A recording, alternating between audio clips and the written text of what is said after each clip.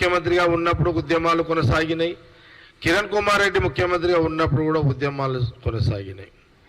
కానీ ఎప్పుడు కూడా ఆ 10 ఏళ్ల కాలంలో ఉద్యమకారుల మీద ఎప్పుడు కూడా అప్పుడున్న కాంగ్రెస్ పార్టీ, అధికారంలో ఉన్నటువంటి కాంగ్రెస్ పార్టీ ఒక ఉద్యమకారుడి మీద కూడా ఎలాంటి ఫైరింగ్ లేకుండా, ఒక బుల్లెట్ కూడా వాడకుండా అంత పెద్ద ఉద్యమాన్ని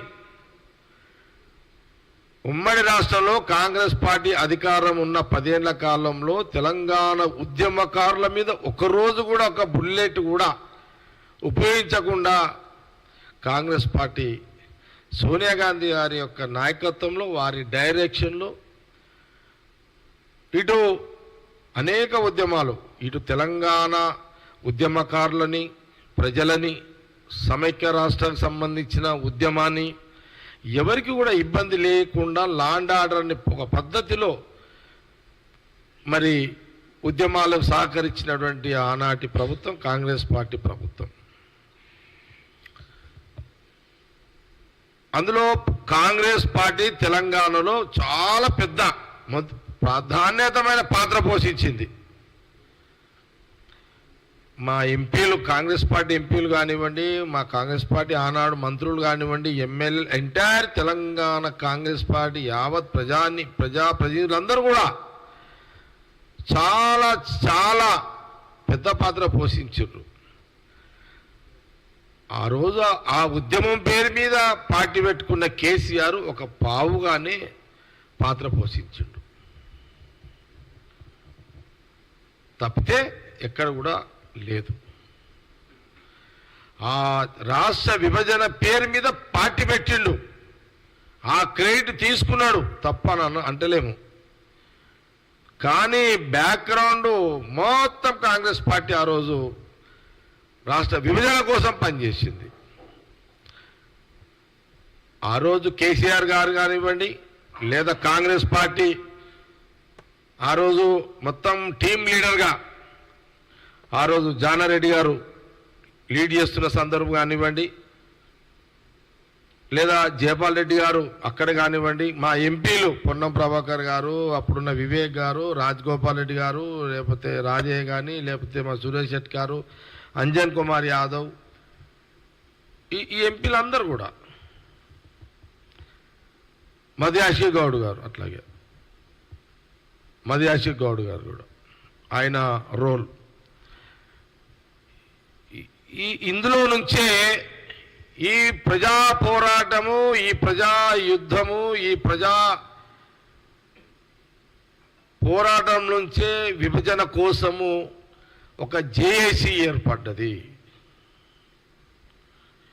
ఆ జేఏసీ ఎందుకు?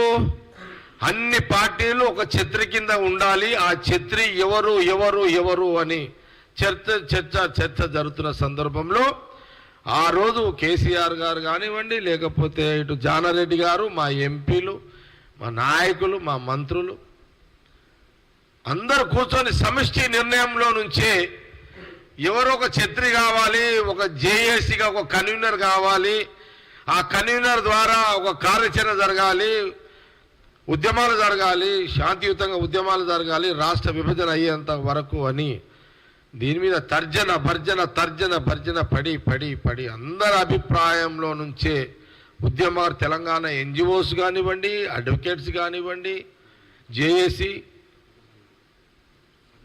ప్రజా సంఘాలు కానివ్వండి, ఆ రోజుల్లో నక్సలైట్లు కానివ్వండి, లేకపోతే ఇంకెవరన్నా కానివ్వండి, అందులో నుంచి ఈ యొక్క విభజన మొదలు జరగాలి, రాష్ట్రం రావాలి, అందులో ఎవరో ఒకరు ఒక పెద్ద మనిషిని పెట్టి అతని ద్వారా సక్సెస్ఫుల్గా జరగాలి,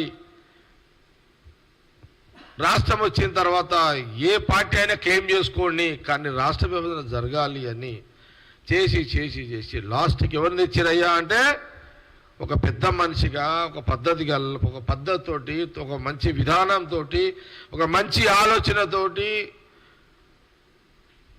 ఆ రోజు Kakatiya university, Osmania university, Kakatiya university బలిదానాలు, ఉద్యమాలు, ఇందులో నుంచే ఎవరయ్యా అని అన్నప్పుడు కోదండరాం గారిని జేఏసీ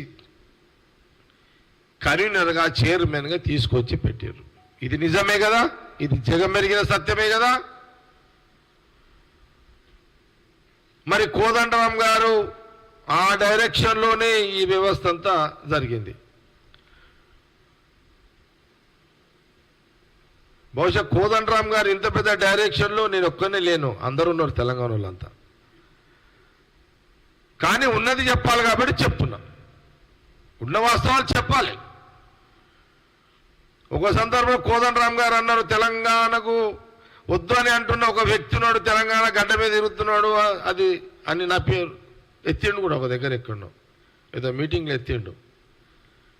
అయినా నేను ఉన్న వాస్తవం చెప్పాలి.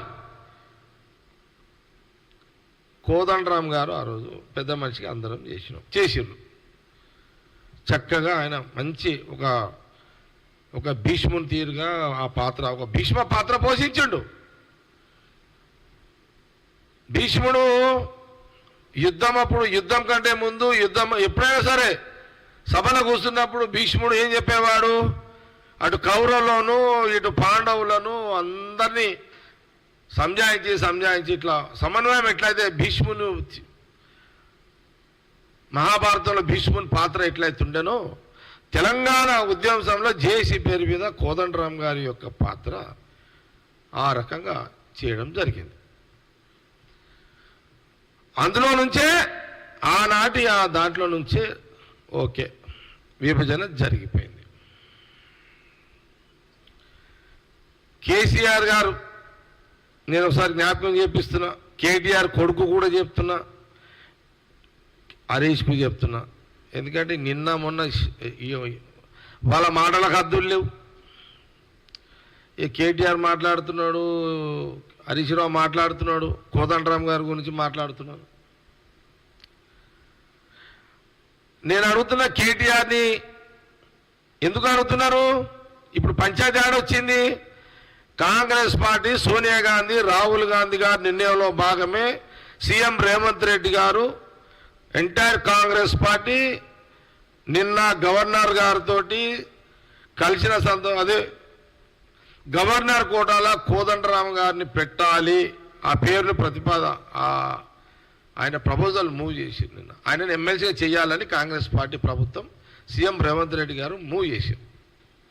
ఇక నిన్న నుంచి కేటీఆర్, హరీష్ రావు మాట్లాడుతున్నారు, కోదండరాం గారి గురించి వ్యతిరేకంగా మాట్లాడుతున్నారు.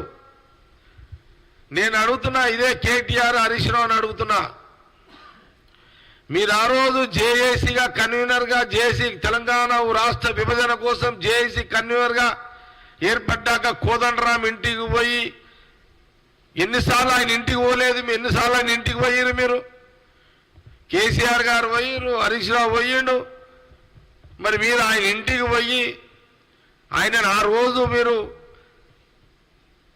ఆయనను ఎట్లా మంచిగా చేసుకోవాలి, ఆయనతో ఎట్లా మంచిగా ఉండాలి, అయ్యప్ప అన్నారు, కాలు మొక్కిరు, నువ్వే దైవం అన్నారు, నువ్వే దేవుడు అన్నారు.